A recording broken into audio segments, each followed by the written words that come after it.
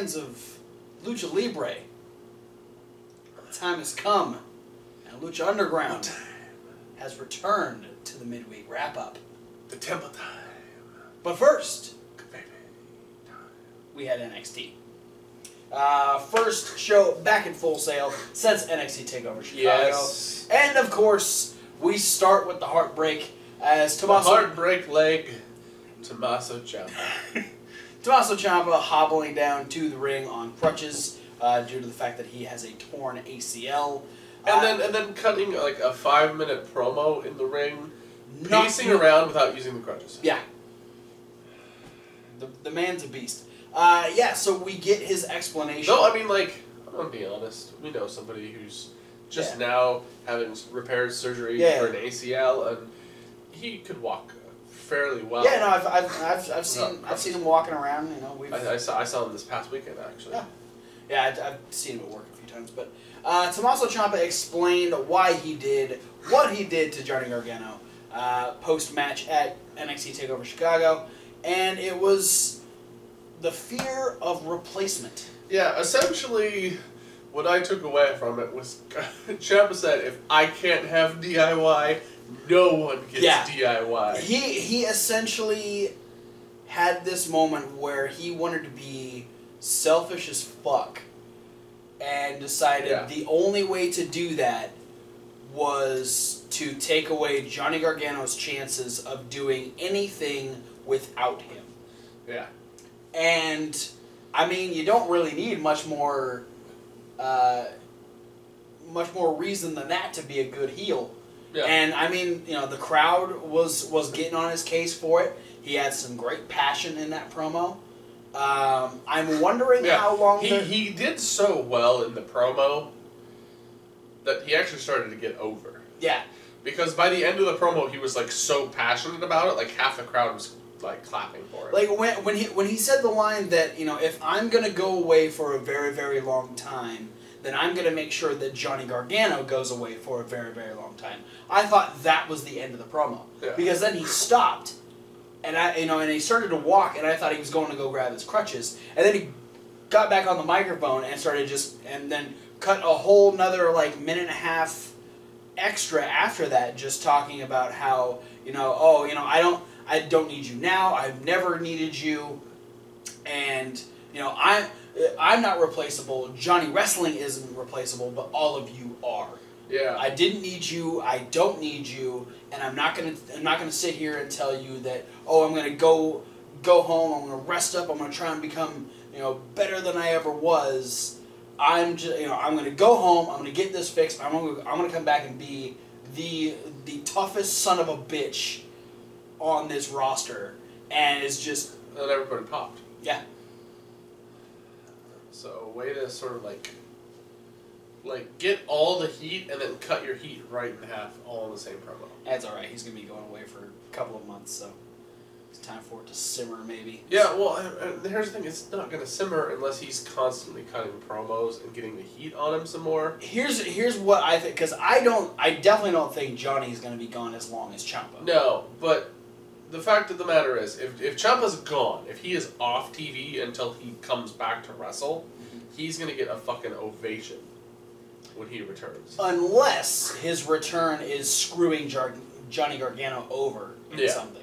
So if, like, somewhere down the line Johnny Gargano gets a shot at Bobby Roode, expect that to be, or whoever is the champion at the time, expect that to be the moment when Ciampa comes back and just tears Johnny Gargano up again.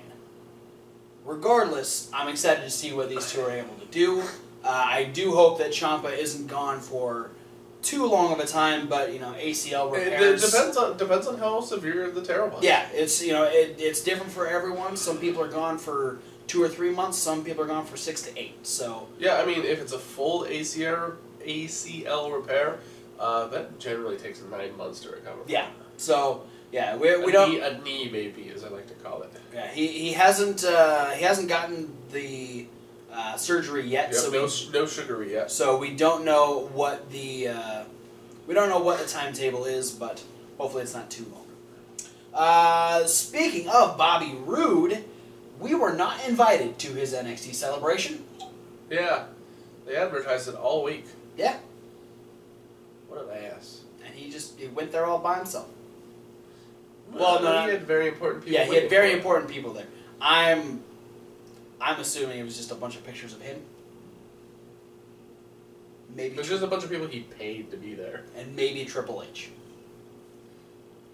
Triple H might have been there. It was just his entourage, essentially. His hair guy, his makeup girl. It's the suit tailor. Do you think the bags guy? Do you think the bags guy made it? Yeah, I don't know. those are the guys who were cooking everything. Wow. Okay. All his bag guy, his chauffeur, literally had to like drop him off at the house, drive around to the back, come in through the back door, go into the kitchen, and start chopping onions. That's fair. Man, he's got a lot of people that know how to multitask.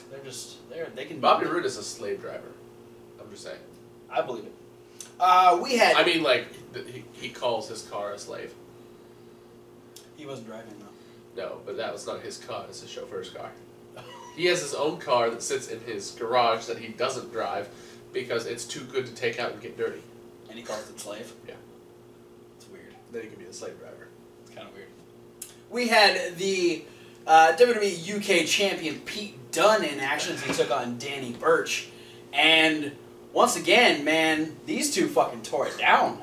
Yeah. First match of the night. Both of them kicking ass. This is the best we've seen Danny Burch in NXT. Every time you see Danny Burch, it's the best you've seen Danny Burch. He gets better every time I see him, and except for when his head bleeds. Well, that's only because Jordan Devlin has razor blades for toes. Toes are blades. Toes are blades. But yeah, no, Pete Dunne, Danny Burch. I hope that Danny Burch has been signed and is a major part of this UK show because him and Pete Dunne had fucking great chemistry together. Yeah, Burch is a guy who's been around the block for so long. Yeah. He spent a lot of time in NXT's little developmental classes. Right. And ended up getting released. And then they've just kind of been bringing him back in sporadic one-off appearances. Yeah. Which is a weird thing to do. Like, release a guy and then keep bringing him back. Was he actually under contract though? I'm pretty sure he was, because he was a guy. He was training in the Performance Center at the same time, like Titus O'Neil and Percy Watson and all those guys were training in the Performance Center. Then I assume what it was one one of those things where they're like, okay, we don't have a place for a plain British guy to go into, but now, you know, bringing him back for like. The fact that he was a solid wrestler, they had spots for him to put other guys over. Yeah. Now that they do have the UK Championship and there is a huge desire to see British wrestling, now he has a place to go. Now he has a group of people that he can be in league with and actually have a place to shine with. You know, there's nothing about him that stands out except until he breaks your finger. Until he breaks your finger. So, and that's only something you're going to get when you're doing the whole British style wrestling. So I'm excited to see him back. Him and Pete Dunne killed it. Pete Dunne did end up picking up the win with the bitter end, and then cut a quick promo on the fact that he said almost essentially the same thing that he said after TakeOver. That he's been watching Tyler Bate with the championship that he deserves, and now it's where it's supposed to be, around the waist of the bruiserweight. Velveteen Dream doesn't like the way things are as far as backstage interviews. Yeah, he doesn't think it has the right ambiance. No, the lighting isn't right. The interviewer wasn't right. Her hair wasn't right. So things need to change, and then maybe we can do this. And then he walked away. So there's going to be like way more psychedelic lighting and fog next week. I hope so. I'm interested. And they're going to be like sitting in a room on beanbag chairs, like 8 feet away from each other. Just awkwardly far away as they're having the conversation. And she's going to have a retractable baton microphone. Like a selfie stick. And she asks the question, then she has to like... Well, and it's like a selfie stick, so she like has to like pull it out and then hold it way out like that, and then bring it back. No, if it has anything to do with the selfie stick and not Tyler Breeze, it can't happen. But we'll see what happens. We'll see what the Velveteen Dreams interview area consists of in the future. We also had a cool little vignette, kind of a continuation of what Paul Ellering's been saying about the Authors of Pain, talking about that the Book of Pain foretold of the fall of former champions, and now the Book of Pain has closed and the Book of Dominance has opened. Yeah, so from here on out, they're going to be renamed the Authors of Dominance. I mean, it works. Sort of. And if not, then you're a liar. Well, no. Technically, they still are the Authors of Pain because they did write the Book of Pain. That's true. So they're so still... make Paul Ellering the publisher of Pain. Is that not or is he like the editor of Pain? Both, actually. Editor, publisher of Pain?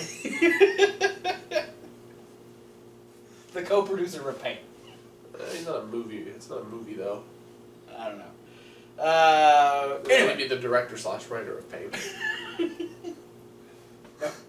God.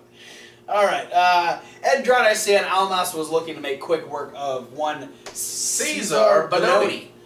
Who apparently has been posted on the Instagram a lot. Yeah, he's like one of those guys that's doing the, I think what they call them, the East Side Florida loops or whatever, which is essentially where the developmental talent go before they get brought onto TV. Yeah, and I think we might have seen him on TV one other time other than this. Well, he was probably one of those security guards that got his ass kicked by either Asuka or Nikki Cross or Shinsuke or Samoa Joe. Yeah, I'm sure he had a place there, but he was the fodder for Andrade Cien Almas this week until he fucking rolled Andrade up and won the goddamn match. Yeah, he rolled up Andrade with an Andrade and won. I'm saying Andrade has a small package. You're welcome. That's it for the midweek wrap up this week. I'm out. Yeah. No, I'm glued to this couch. I was not expecting that. That's a cool... Here's the thing. I wasn't expecting that finish. But you were expecting him to win. I knew he was going to win. I had no idea. Because this has been very shocked. This has been the thing. Andrade's losing all of his matches. Yeah. Because he's too far focused on the party lifestyle. Yeah. Which after the match he didn't seem to care anymore. Yeah, like he was really mad at first, and then he's like, oh, but wait, I can still go have fun. Yeah, he walked away. He's just like, oh, whatever. Somebody's gonna show up and like, fucking like pipe bomb Andrade, and get his ass into shape. I thought it was gonna be Cassius. Because Cassius is like, hey, I'm going to make you care about being in the ring. You know, I'm going to make you care what happens bell to bell. They just knocked him out. Didn't give him enough time to care. We had the Iconic Duo looking to make the Iconic Wing in the Performance Center. Billie Kay wanted to knock a whole wall down. She did a funny little kick when she did it. They're trying to hang up like the rewards and all kinds of stuff, and it's a hilarious little bit that they do regularly on their Instagram. They do it with like Facebook Live. Now they're doing it, more often on NXT. It's a great little backstage bit for these two to do. 90% of the time when it's on TV, it's just used to be like, hey, look at something else that's happening, like on camera but in the background, or like over here on this side sort of thing. Like, yeah, like perhaps Ember Moon walking out of a trainer's office, happening to get a little trash talk from the Iconic Duo, and then sign her release forms as she is now cleared to compete. Yeah. And then all of a sudden they weren't so keen about talking trash about Ember Moon. Nope. Because now they're going to get their ass kicked. Speaking of Ember Moon, whose main focus at this point is always going to be defeating Asuka. Asuka is going to be defending her championship against Ruby Riott and Nikki Cross once again in 2 weeks in a triple threat elimination match. Which I feel like... I want to say that I mentioned this earlier, like multiple videos ago, either on the Takeover review or the other one, that this match would have been more impactful if it were an elimination match. Yes, I think once we found out that Ember was pulled, and that they were just doing a triple threat match, you said that adding that type of a stipulation would have more impact, because then you'd have the possibility of one of the people getting a one-up on Asuka, or you'd have two back-to-back victories for Asuka. Yeah, and it's essentially it was one of those things, and it's kind of what happened that I knew was going to happen, is that when Ember Moon is gone from the equation, Nikki Cross and Ruby Riott essentially are going to cancel each other out, and Asuka would just win. Yeah. So we'll see how the elimination aspect of it impacts the way this championship or this championship match might end up going. But also next week we're going to be getting Hideo Itami versus Oni Lorcan, and apparently we've had some sort of makeup between Itami and Ono after... Yeah, Itami bought Cassius some flowers, said he was sorry. No, they shook hands They by went a to car. brunch. They shook hands. But this was all before that. Okay. That was the part that wasn't on camera. Okay. Was there more to it? No, but don't be surprised if in 3 weeks Cassius Ono proposes. The first ever NXT wedding is going to be Cassius Ono and Hideo Itami. Officiated by Paul Ellering. The pastor of pain. Jose is not invited. No way? Yeah. They don't want that song playing. Well, I don't know. Cassius might have a little bit of... Is this a segue to the main event? Yeah, he might have a little bit of respect for No Way Jose. Because well, I know he does. In our main event, we had Roderick Strong and Cassius Ono taking on Alexander Wolf and Eric Young of Sanity, with Killian Dane at ringside. Great tag team match. Lots of great work between all four guys. And Killian Dane, like anticipated, would interfere. What? Are you telling me that a stable with multiple people, especially heels, had someone get involved? Yup. That's what I'm saying. Revolutionary. Yeah, no, essentially, Eric kept grabbing Roddy and wanted people to hit him. And he tried to get Wolf to do it, and Wolf ended up getting knocked down by Cassius. But then, Cassius went after Wolf, and so both of them started fighting. And then he's like, alright, fine, I was going to hold him again. Dane, get up here. So Dane gets up onto the apron, and I don't know what Eric was going to try and do, because Dane was still on the he was still on the apron. He wasn't, in the ring or anything. But before he could get in the ring or do whatever the hell Eric had planned, No Way Jose comes out and rips him off of the apron, takes him out. Wolf tries to get in again, gets kicked again by Cassius Ono, and that just leaves Roddy to take out Eric Young and hit the Strong Breaker. And which I think they're calling the End of Heartache. Yeah, End of Heartache. That's the other name he had for it in Ring of Honor. Yeah. Strong Breaker, End of Heartache, whatever you want to call it. He ends up beating Eric Young with that move Ow, yet it again. fucking hurts. Yeah, because he... We call it the inverted lumbar check. The inverted fuck your back. Because that's what it does. It fucks your back real bad. But now Roddy has 2 wins over Eric Young with that move. Yep. So, essentially, what's going to happen is there's going to be a 6-man tag with Jose and Cassius versus the 3 members of the Sanity. Of the Sanity. The match is going to end with Roderick Strong pinning Eric Young again, and then at the next takeover, Eric Young will beat Roderick Strong in a cage match. He's saying it's just like Ty Dillinger. Except backwards. Yeah, the heel's going to win this time. I don't know. We'll see what happens. Alright, it's that time. Once again, For everybody to come aboard the Lucha Train. Oh. Yeah. not the third? No. Nope. That's Attitude Era. Alright. Lucha Underground has returned. Hell yeah, and in super awesome, totally unique Lucha Underground fashion, we had one match. That went all night long.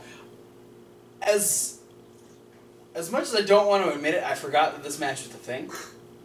But when you're off TV for 6 months, Yeah. there's a good chance I'm going to forget that something was supposed to be a thing. But yeah, so Mack versus Mundo. yeah, Mundo ended up winning the chance to decide the stipulation in their title match, Yeah. and chose that it would be all night long, assuming the fact that the Mack is a big dude and he wouldn't be able to go all night long. Well, Spoiler alert. they went all night The long. Mack can go. Yeah. So we're gonna run through the falls here. We had Mundo and Mack fighting on the top, essentially both trying to go for some sort of like superplex type maneuver, where Johnny, with his parkour status, decided to like slide down the ring post to where Mack couldn't reach him, and then he reached around and tripped Mack off of the second rope, set him up perfectly, hit the end of the world, and Johnny Mundo picked up the first fall of the match. Yep. Good job. Mundo would follow it up with a second fall by getting in the way of the referee, hitting a magistral cradle, and grabbing onto the rope, and that pissed off Matt Striker and Vampiro. Yeah. They were very vocal in this Yes. match. Like they were very Pro the Mack. Yeah, they were very against everything that Johnny was doing. Let's be real, like, Hero tends to, like, walk the line between Yeah, he does. hero and villain on commentary. But, like, he still sort of, like, hates when people just blatantly cheat for the sake of... Yeah. Because they can't win. He'd prefer, like, if Mundo would, like, be super violent and aggressive and hit him with chairs and stuff, Vampiro would be into that. It's like it's being cheap. When you weasel your way to a victory, Vampiro doesn't like you very much. Matt Striker, I don't think likes Johnny Mundo. That's true. He plays more of the babyface role as far as the commentators go. The Mack would pick up the third fall of the match with a sit-out powerbomb. Very simple. He catched him and plopped him down hard. Yeah.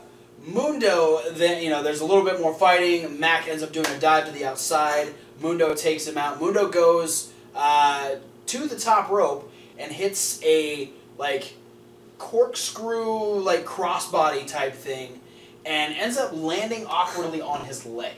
Yeah. And so we get doctors running down. Referee Marty Elias is, like, trying to back Mack away. A stretcher gets brought out to ringside. There's so many people crowding around Johnny. We actually go to a commercial. We come back. Johnny's just writhing around in pain. Mack ends up getting kind of shoved into a corner. He's trying, like, he wants to get into the match, but he realizes he can't. So he's like upset that this match is going to end this way. Yeah.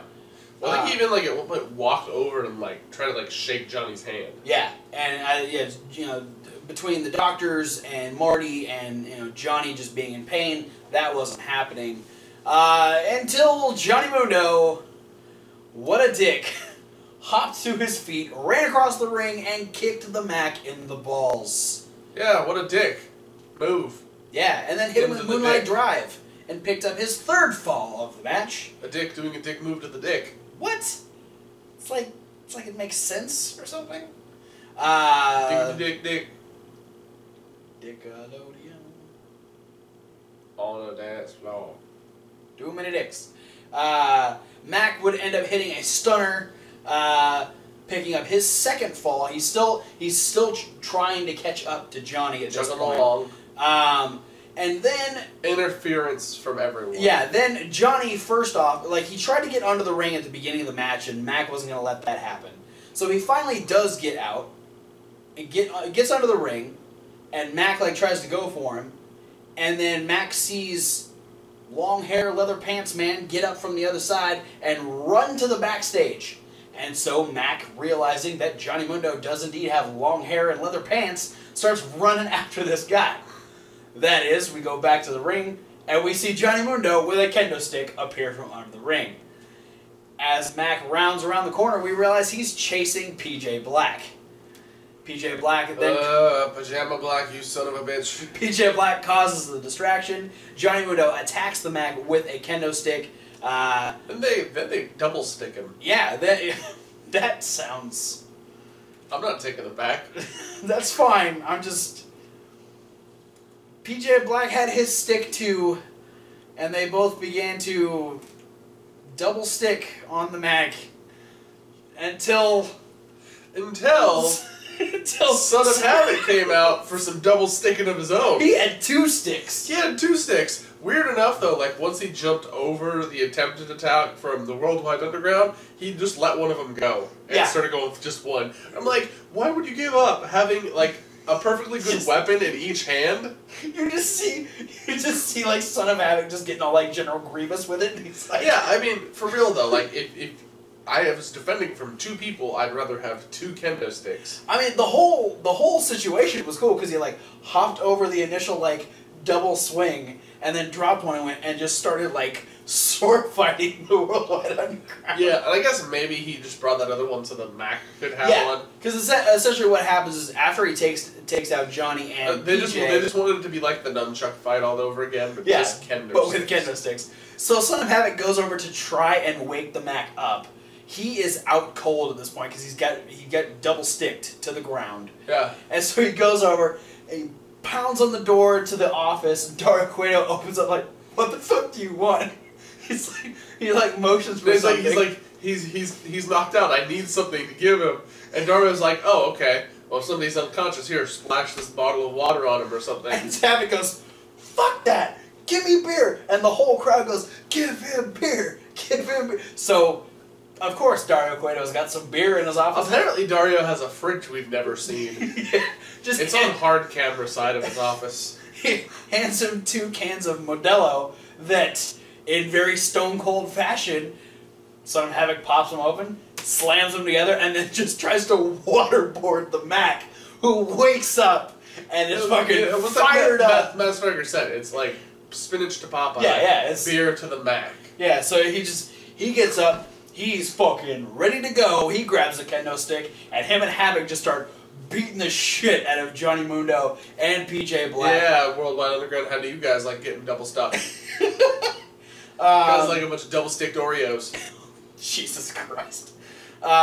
Eventually, cream filling. Eventually, Worldwide Underground end up getting the momentum back on their side, and Johnny realizes at this point he is still up, and neither Havoc nor the Mack can do anything to them at this point, and starts gloating about it. Grabs a microphone. He's like, "Time's running out. You might as well just give up at this point." They've got 2 tables set up. They're getting ready to finish them.